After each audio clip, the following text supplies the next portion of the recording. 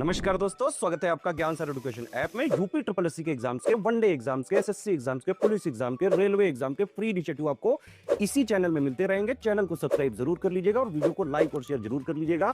और हमारे ऐप ज्ञान सर एजुकेशन ऐप को गूगल प्ले स्टोर से आप इंस्टॉल जरूर कर लीजिएगा। इसमें सारे वनडे के एग्जाम्स के कोर्सेज आपको मिलेंगे बहुत ही कम दामों में। नमस्कार दोस्तों, इस वीडियो में बहुत ही इंपॉर्टेंट क्विक रिवीजन करेंगे हम लोग इंपॉर्टेंट 5 ईयर प्लान्स का उनसे, क्योंकि एक सवाल पीईटी में निश्चित ही है, आना ही आना है। तो सिर्फ वो बताऊंगा जो एग्जाम के लिए ज़रूरी है, बाकी नहीं। तो सबसे पहले प्लानिंग कमीशन जो है 5 ईयर प्लान जो बना, आप देखेंगे यूनियन कैबिनेट ने बनाया 15 मार्च 1950 को, ठीक है। यानी एग्जीक्यूटिव रेजोल्यूशन से जो कैबिनेट है उसी ने बनाया। तो यानी ना ही ये कॉन्स्टिट्यूशनल बॉडी है कि बाकायदा बिल ला के बनाया गया संसद से, ना ही स्टैट्यूटरी बॉडी है ना। स्टैट्यूटरी मतलब वैधानिक निकाय, जो कानून बनता है ना संसद से, वो नहीं है। एग्जीक्यूटिव रेजोल्यूशन से पास हुई है, यानी जो मिनिस्ट्री है उसने बनाई है 15 मार्च 1950 को। चेयरमैन थे इसके केसी नियोगी, ठीक है। कौन थे? K C Neogy, the chairman of this board. किसके बोर्ड? एडवाइजरी प्लानिंग बोर्ड की बात करा, जिसने इसको बनाया था, रिकमेंडेशन दी थी, ठीक है। नहीं तो चेयरमैन प्लानिंग कमीशन का कौन होता है? वो होता है आपका पीएम, है ना। Prime minister is ex officio chairman होता है। Finance minister, defence minister are ex officio member of planning commission. और पहला डेप्टी चेयरमैन प्लानिंग कमीशन के कौन थे? गुलजारी लाल नंदा, ठीक है। कौन थे? गुलजारी लाल नंदा। बाकी पीएम जो होता है वो एक्स ऑफिशियो चेयरमैन होता है। अब इंपॉर्टेंट चीज़ें जो देखने की बात करते हैं वो है जैसे 5 ईयर प्लान। समय जरूर याद रखो। पहला 5 ईयर प्लान 1951 से 56 कब आया? 1951 से 56 क्या था? ये किस बेस्ड मॉडल पे बेस्ड था? Harold Domar model. किस पे बेस्ड था? Harold Domar model. किस पे बेस्ड था? हैरोल्ड डोमार मॉडल, पहली चीज़, ठीक है, हैरोल्ड डोमार मॉडल। और इसने फोकस करा किस पे? एग्रीकल्चर पे। किस पे फोकस करा? एग्रीकल्चर पे फोकस करा इसने। फोकस्ड ऑन एग्रीकल्चर, बस इतना याद रखो, एग्रीकल्चर। और स्टेट बैंक ऑफ इंडिया को नेशनलाइज करा गया। और बहुत सारे जो प्रोजेक्ट हैं वो चले थे, जैसे भाखड़ा नागल, हीराकुंड, दामोदर डैम। तो बस इतना याद रख लो, हैरोल्ड डोमार मॉडल पे बेस है, इसने एग्रीकल्चर पे फोकस करा है। और 1951 से 56 तक इसका समय रहा है। दूसरा 1956 से 61 आ जाएगा, इसको महानोलोबिस मॉडल बोलेंगे, महानोलोबिस स्कीम बोलेंगे, है ना। महानोलोबिस मॉडल पे बेस्ड था, इसने इंडस्ट्रियलाइजेशन पे फोकस करा था। तो दूसरे 5 ईयर प्लान ने किस पे फोकस करा? इंडस्ट्रियलाइजेशन पे। पहले 5 ईयर प्लान ने एग्रीकल्चर पे फोकस करा। वो था 51 से 56, ये है 56 से 61, ठीक है। वो हैरोल्ड डोमार मॉडल पे बेस्ड था, ये महानोलोबिस मॉडल पे बेस्ड था। उसके बाद 61 से 66 थर्ड 5 ईयर प्लान होता है। ये एक्चुअली में फेल ही समझिए हो जाता है। क्यों? क्योंकि वॉर्स हो जाती हैं, आपको पता है, इंडो चाइना वॉर होती है, 62 में इंडो पाक वॉर हो जाती, तो हम इसके जो ऑब्जेक्टिव थे वो अचीव नहीं कर पाए थे, है ना।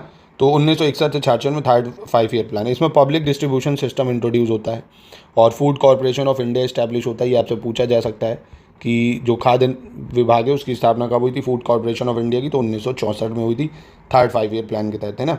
जो पब्लिक डिस्ट्रीब्यूशन सिस्टम है उसकी स्थापना हुई थी। तो ये था 1961 से 66। फिर 66 से 69 ये थर्ड प्लान चलेगा। 66 से 69 आप देख रहे हो, ये मतलब पूरा नहीं हो पाया। 61 से 66 में चला, ये पूरा नहीं हुआ। फिर 66 से 69 ये भी पूरा नहीं हो पा रहा है, क्योंकि बीच में आप देख रहे हो ब्रेक हो रहा है। इसके बाद 69 से 74 ये 5 साल चलेगा। 69 से 74 बहुत ज़्यादा इंपॉर्टेंट है, इसको गैडगिल फार्मूला बोला जाता है। 69 से 74 में चलेगा गैडगिल फार्मूला, ठीक है। ग्रीन रेवोल्यूशन, इंडो पाक वॉर इसी टाइम में होगा। 14 बैंकों का नेशनलाइजेशन, यानी 1969 में होगा 14 बैंकों का राष्ट्रीयकरण 1969 में। 6 और बैंकों का राष्ट्रीयकरण होगा 1980 में। ये भी इंपॉर्टेंट फैक्ट है ना। 14 बैंकों का राष्ट्रीयकरण होता है 1969 में, बाद में 6 और नेशनल जो बैंक है उनका राष्ट्रीयकरण होता है 1980 में, है ना। और 1974 से 1969 से 74 तक के प्लान को गैडगिल फार्मूला बोला जाता है। ये आपको याद रखना है इसमें। और एक चीज़ और, इंडिया ने यहाँ पे पोखरण टेस्ट भी कर लिया था, जिसको स्माइलिंग बुद्धा बोला गया था। राजस्थान में हुआ था 18 मई 1974 को, है ना। तो पोखरण 1 टेस्ट, स्माइलिंग बुद्धा, 18 मई 1974, ये भी 4th 5 ईयर प्लान के तहत हुआ था, ठीक है। फिर उसके बाद 5th 5 ईयर प्लान ये भी पूरा हो जाएगा 1974 से 1989, यानी 1974 से 1979 तक चलेगा। इसके 2 ऑब्जेक्टिव थे, एक तो अचीविंग सेल्फ रिलायंस, है ना, आत्मनिर्भर, ये बात करी गई थी 5th 5 ईयर प्लान में, आत्मनिर्भर, achieving self reliance. Eradication of poverty, यानी गरीबी हटाओ, तो ये भी इंपॉर्टेंट है बहुत ज़्यादा। कौन से 5 ईयर प्लान में गरीबी हटाओ और आत्मनिर्भरता पे बात करी गई थी, पूछा जा सकता है। तो 5th 5 ईयर प्लान था 1974 से 1989 तक था, ठीक है, याद रखिएगा इसको। उसके बाद रोलिंग प्लान आपको याद रखना है, जो 1978 से 80 चलता है, 1978 से 80, क्योंकि 5th 5 ईयर प्लान जो है फेल हो जाता है, क्योंकि जनता पार्टी गवर्नमेंट आ जाती है पावर में, है ना। द स्कीम वॉज एबॉलिश इन 1978, इस प्लान को रोक देते हैं और वो रोलिंग प्लान ले आती है 2 सालों के लिए, है ना। तो 1974 से 89 तक रहता है, पर वो 78 में ब्रेक हो जाता है। तो 1978 से 80 चलता है रोलिंग प्लान। जो जनता गवर्नमेंट बचती वो इसको चलाती। तो ये आपसे ऐसे भी पूछ सकता है रोलिंग प्लान कौन सा था, तो समय याद रख लेना, जनता पार्टी गवर्नमेंट में था 78 से 80। फिर 1980 से 85 सिक्स 5 ईयर प्लान चलता है 1980 से 85। इसके दौरान नाबार्ड की स्थापना होती है 1982 में। नाबार्ड है ना, national bank for rural agriculture development, इसको याद रखना, national bank for agriculture and rural development. कब स्थापना हुई? 1982 को पूछ सकता है आपसे। रिकमेंडेशन किसने दी थी नाबार्ड की? शिव रमन कमेटी ने। ठीक है, किसने? शिव रमन कमेटी ने। तो 6th 5 ईयर प्लान में बस इतना याद रखना, 1980 से 85 है, 1982 में इसके तहत नाबार्ड की स्थापना हुई थी, जो कि रिकमेंडेशन दी थी शिवराम कमेटी ने।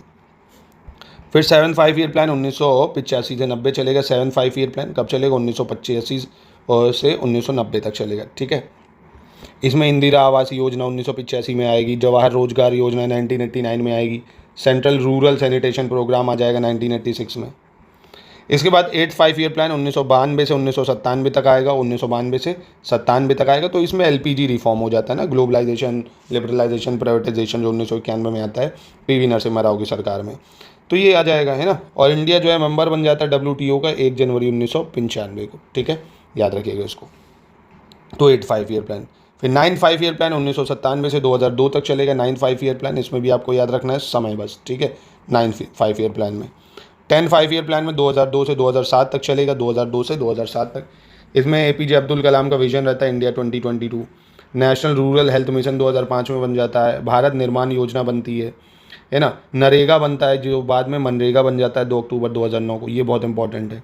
पहले था नरेगा, जो कि बाद में बनता है मनरेगा। नरेगा बना था 2 फरवरी 2006, मनरेगा बन गया बाद में 2 अक्टूबर 2009, है ना।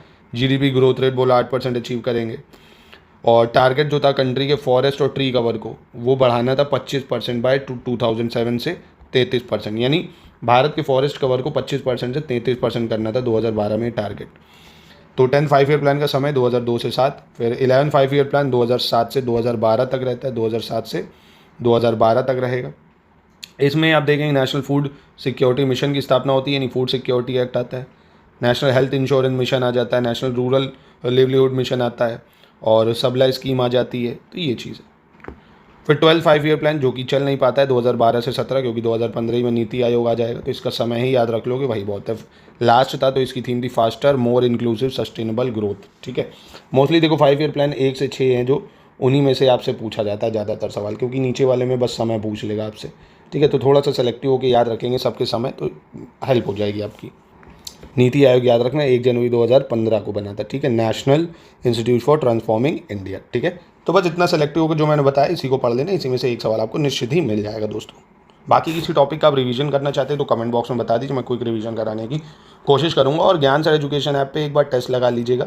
25 टेस्ट आपके पढ़े हुए हैं, मात्र 49 रुपये के। कूपन कोड है ज्ञान सर डिस्काउंट। ठीक है, फ्री में भी पढ़े हैं, वीकली टेस्ट वाले फोल्डर में 5 टेस्ट फ्री पढ़ें, चाहे तो वही लगा लीजिएगा।